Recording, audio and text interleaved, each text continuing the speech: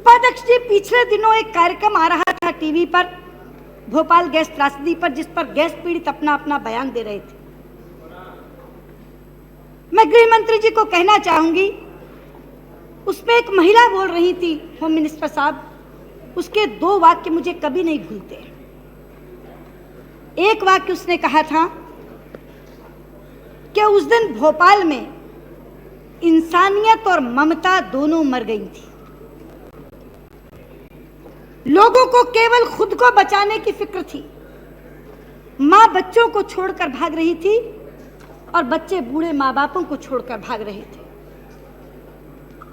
और दूसरा वाक्य उसने कहा कि उस दिन मौत बहुत सुखद लग रही थी,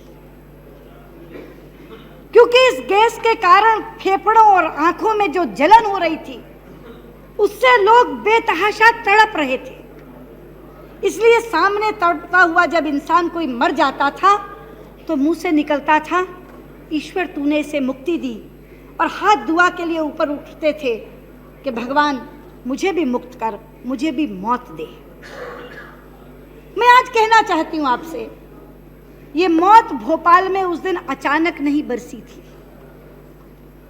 ये मौत ऊपर से आकर टपक नहीं पड़ी थी। उपाध्यक्ष जी, इस मौत ने दरवाजा खटखटा कर कहा था इस फैक्ट्री वालों को, दस्तक दे देकर कहा था 3 साल तक कि तुम्हारे द्वार पर आकर खड़ी हूं, अगर मुझे लौटा सकते हो तो लौटा दो।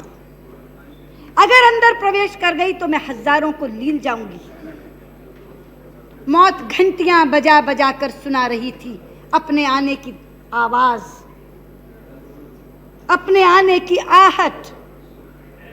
लेकिन ये आवाज बस्ती वालों ने सुनी, ये आवाज श्रमिक संगठनों ने सुनी, ये आवाज वहां के पत्रकारों ने सुनी, और बार बार वहां के सियासतदानों को सुनाने की कोशिश की, फैक्ट्री के प्रशासकों को सुनाने की कोशिश की।